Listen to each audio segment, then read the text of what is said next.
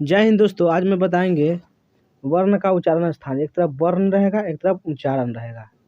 इसको आपको कैसे समझना है, यानी कौन सा उच्चारण कहाँ है, इससे आपको क्वेश्चन तो भी आई है। आपको यही बात याद कर लेगा। इसको ऑब्जेक्टिव भी टिक लगाना है।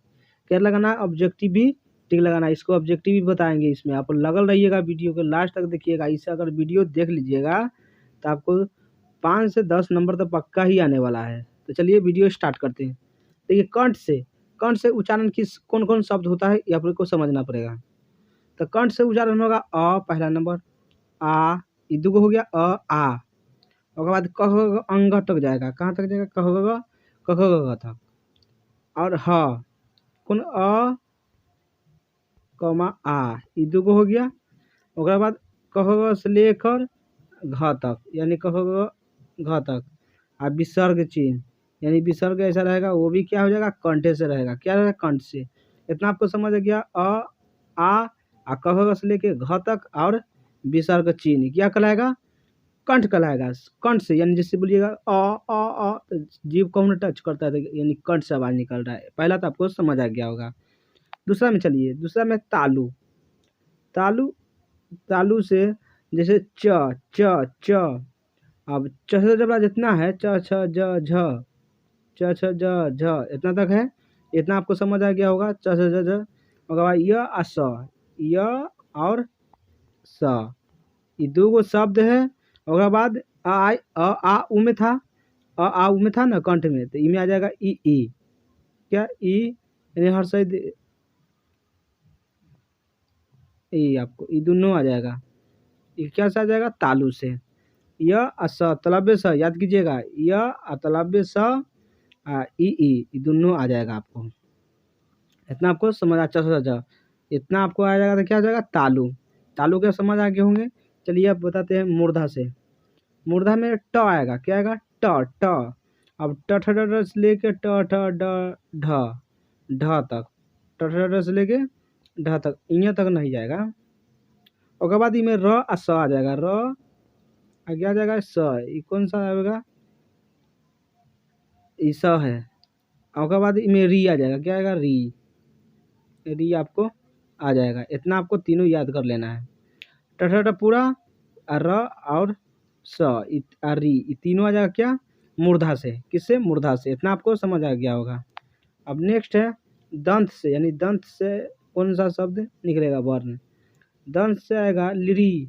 क्या आएगा? लिरी पहला नंबर था। उसके बाद त थ द जितना शब्द है त थ द ध न तक जाएगा तो क्या हो जाएगा? दंत से जाएगा। उसके बाद ल क्या आ जाएगा? ल और स, ल और स ये सब क्या रहेगा? क्या में रहेगा? ये सब दंत में रहेगा। ल और स कौन सा? ये दंती स है। इतना आपको समझ आ गया। लिरी चाहे ल चाहे स, दंती स ये सब क्या में रहेगा? दंत में। इतना आपको समझ आ गया होगा। अगला है ओष्ठ से। ओष्ठ से पहो आएगा। प से लेके भ तक। इतना आपको समझ पहो वो भ आता है वहाँ तक। म नहीं, पहो से लेके भ तक। उसके बाद उ और ओ ये दो गो शब्द है। पहो व उ और उह ये दो गो बड़का शब्द। आपको इतना समझ आ गया होगा। चलिए अब मेन टॉपिक पर आते हैं। मेन टॉपिक है आपको कहाँ तक समझा दिए? ओष्ठ तक समझा दिए हैं। अब उसके बाद देखिए, कंठ नासिका ये दोनों मिलेगा। कंठ नासिका अंगा वाला जो शब्द छोड़े थे वो आपको कंठ और नासिका मिलेगा। इतना आपको समझ आ गया होगा। देखिए, मूर्धा नासिका मिलेगा। कौन? मूर्धा नासिका ज मिलेगा। कौन मिलेगा? ज। इतना आपको समझ आना चाहिए। ज रहेगा तो मूर्धा और नासिका मिलेगा। और दंत और ओष्ठ दोनों मिलकर जब शब्द निकालेगा तो वो रहेगा। क्या रहेगा? वो। इतना समझ आ गया होगा। अगर तालु और नस्का मिलेगा तो टवर्गिना। कौन? टवर्गिना। अगर ओष्ठ नस्का मिलेगा तो क्या हो जाएगा? म। क्या हो जाएगा? म। इतना आपको समझ आना चाहिए। लास्ट में अक्षर छूट रहा था उसके लिए। अगर स्वर्ग आएगा तो आपको जानबे करते कंठ से आवाज निकलता है। इतना आपको तो टेंशन नहीं लेना है। अगर जे कंठ ओष्ठ दोनों से निकालना है तो क्या होगा? आओ कौन आ जाएगा? ओ और आओ ये दोनों आपको शब्द हो जाएगा। ओ आओ। इतना आपको आना चाहिए। अगर ए आए क्या होगा? कंठ तालु से निकालिएगा तो ए ऐ हो जाएगा, ए ऐ।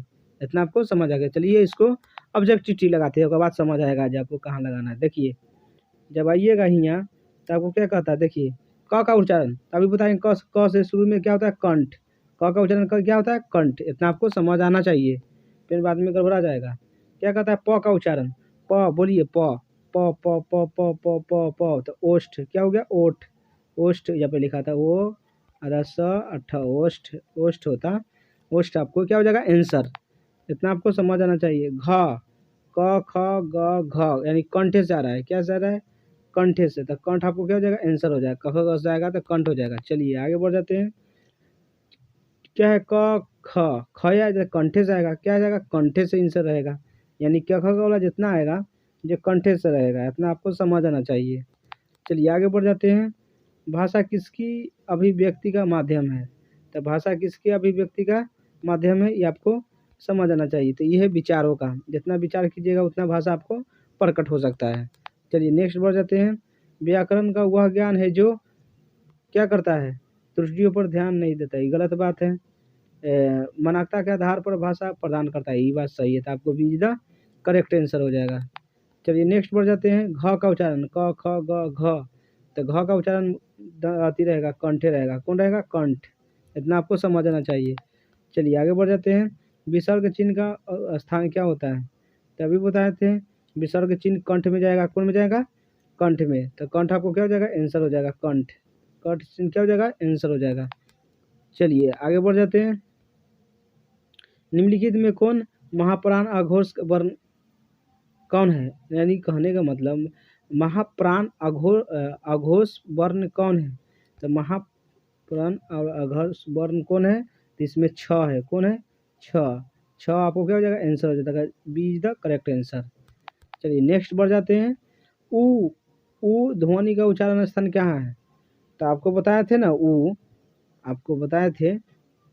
चलिए आपको बता देते हैं उ कहाँ था जो, अब उसके बाद आपको समझ आएगा। उ देखिए यहाँ बताए थे ना, उ यह देखिए उ है ना, यह उ ये किस में है, ओष्ठ में। तो ओष्ठ आपको आंसर हो जाएगा। तो उ का निकालते हैं, उ कहाँ गया, उ देखिए उ है, तो क्या हो जाएगा, ओष्ठ। तो ओष्ठ आपको आंसर हो जाएगा ना, देखिए ओष्ठ, आपसे आपको याद करना है, ओष्ठ।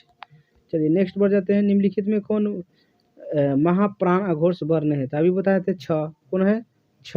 छ इज द करेक्ट आंसर। चलिए आगे बढ़ जाते हैं। किस वर्ण का उच्चारण कंठ और तालु दोनों को सहयोग से होता है, किस शब्द को कंठ और तालु दोनों से दोनों के संयोग से हो जाएगा, अक्षर मिल जाएगा, तो कौन है ऐसा शब्द, तो ऐसा शब्द आपको ए है, क्या है, ए शब्द है जो आपको कंठ और तालु दोनों से होगा, तो आपको सी इज द करेक्ट आंसर हो जाएगा। चलिए नेक्स्ट बढ़ जाते हैं। किस वर्ण का उच्चारण कंठ और ओष्ठ संयोग से होता है, ये सब VVI प्रश्न है, आपको याद कर लेना है। तो आपको किस शब्द का उच्चारण कंठ और ओष्ठ दोनों से होता है, तो ये ओ का होगा, किससे, ओ आपको ये दोनों का उच्चारण होता है, ओष्ठ और कंठ दोनों के। चलिए आगे बढ़ जाते हैं। क्या कहता है अनुस्वर, क्या कहता है अनुस्वर का उच्चारण स्थान, अनुस्वर का उच्चारण स्थान नासिका होगा, कौन होगा, नासिका। नासिका से अनुस्वर का उच्चारण होगा। अगला है, जिस स्वर का उच्चारण में एक मात्रा लगे उसे किस स्वर के नाम से जाना जाता है, जिस स्वर में एक ही मात्रा लगे उसे किस स्वर का नाम दिया जाना चाहिए, तो हस्व स्वर का, हस्व स्वर का, हस्व। चलिए आगे आपको लेके चलते हैं। अगला प्रश्न क्या है, देखिए जिस स्वर के उच्चारण में दो मात्रा लगे उसे किस स्वर के नाम से जाना चाहिए, जिसमें दो को स्वर लगे उसको क्या करना चाहिए, उसे दीर्घ स्वर कहना चाहिए, दीर्घ स्वर। चलिए आगे बढ़ जाते हैं। व्यक्ति द्वारा समर्थक उच्चारित वाणी को कहते हैं, व्यक्ति द्वारा कोई भी भाषा बोलेगा उसे क्या कहते हैं, तो उसे भाषा कहते हैं, भाषा। चलिए नेक्स्ट क्या कहते हैं, किसी एक ध्वनि या ध्वनि समूह के उच्चारित न्यूनतम इकाई को क्या कहते हैं, न्यूनतम सबसे छोटा इकाई को क्या कहते हैं, तो सबसे छोटा स्थाई को कहते हैं अक्षर, क्या कहते हैं, अक्षर। आगे बढ़ जाते हैं। जिस ध्वनि के उच्चारण के समय हवा बिना किसी रुकावट के मुंह से निकलती है उन्हें क्या कहते हैं? बिना हवा के निकल जाएगा तो उसे क्या कहते हैं? उसे कहते हैं स्वर। क्या कहते हैं? स्वर। तो स्वर इज द करेक्ट आंसर। आगे बढ़ जाते हैं। जिस वर्ण के उच्चारण में स्वर की सहायता लेनी पड़ती है उसे क्या कहते हैं? जिस वर्ण में स्वर्ण की सहायता लेनी पड़ती है उसे क्या कहते हैं? उसे व्यंजन कहते हैं। जिस वर्ण में स्वर की सहायता लेनी पड़ती है उसे क्या कहते हैं? व्यंजन कहते हैं। चलिए आगे बढ़ जाते हैं। जिस वर्णों का उच्चारण में जीभ, तालु, दांत और ओठ यानी ओष्ठ आपस में हल्का स्पर्श करता है उसे क्या कहते हैं? हल्का हल्का स्पर्श करेगा उसे क्या कहेंगे? उसे कहेंगे अंतःस्थ व्यंजन। अंतःस्थ व्यंजन। इतना आपको समझ आना चाहिए। चलिए आगे बढ़ जाते हैं। क्या कहता है? किसी शब्द के उच्चारण में किसी अक्षर पर जो बल दिया जाता है उसे क्या कहते हैं? किसी भी अक्षर पर कोई भी शब्द रहेगा, किसी शब्द के उच्चारण में किसी भी अक्षर पर जो बल दिया जाता है उसे क्या कहते हैं? तो उसे बल घात कहते हैं। क्या कहते हैं? बल घात। चलिए आगे बढ़ जाते हैं। आगे जिस वर्ण के उच्चारण में थोड़ा श्रम लगना पड़ता है यानी श्रम लगाना पड़ता है और जिसमें हकार की ध्वनि नहीं निकलती, हकार की नहीं ध्वनि निकलती उसे क्या कहते हैं? तो उसे क्या कहते हैं? उसे कहते हैं अल्प प्राण। क्या कहते हैं? अल्प प्राण। चलिए नेक्स्ट बढ़ जाते हैं। प्रत्येक व्यंजन का पहला, तीसरा तथा पंचवा वर्ण कहलाता है। प्रत्येक वर्ण का तो क्या कहलाएगा? अल्प प्राण। क्या कहलाएगा? अल्प प्राण। इतना आपको समझ आना चाहिए। क्या कहता है अगला? जिन व्यंजनों के उच्चारण में अधिक परिश्रम लगता है तथा उसमें हकार की ध्वनि निकलता है उसे क्या कहलाएगा? तो उसे हकार की ध्वनि निकलता है। क्या कहता है? हकार की ध्वनि निकलता है उसे महाप्राण कहेंगे। क्या कहेंगे? महाप्राण। चलिए आगे बढ़ जाते हैं। प्रत्येक व्यंजन का दूसरा तथा चौथा वर्ण को कहते हैं। प्रत्येक व्यंजन को दूसरा तथा चौथा व्यंजन को कहते हैं। क्या कहते हैं? महाप्राण। क्या कहते हैं? महाप्राण। चलिए आगे बढ़ जाते हैं। जब एक ध्वनि दो व्यंजनों से मिल जाए तो उसे क्या कहते हैं? जब एक ध्वनि है दो व्यंजनों से मिल जाएगा तो उसे क्या कहते हैं? उसे कहते हैं संयुक्त ध्वनि। क्या कहेगा? संयुक्त ध्वनि। चलिए आगे बढ़ जाते हैं। निम्नलिखित में कौन संयुक्त ध्वनि है? अब कौन है जो संयुक्त ध्वनि है? ये आपको त्र है। क्या है? त्र यानी में त और र मिला हुआ है। आपको समझ आना चाहिए त्र। चलिए आगे बढ़ जाते हैं। किसी शब्द के उच्चारण में जो विराम आता है उसे क्या कहते हैं? विराम आता है उसे क्या कहते हैं? उसे अल्प प्राण। उसे क्या कहेंगे? संगम कहेंगे। क्या कहेंगे? संगम। संगम संगम संगम इज द करेक्ट आंसर। आगे बढ़ जाते हैं। निम्नलिखित में उसमें वर्ण कौन है? उसमें वर्ण।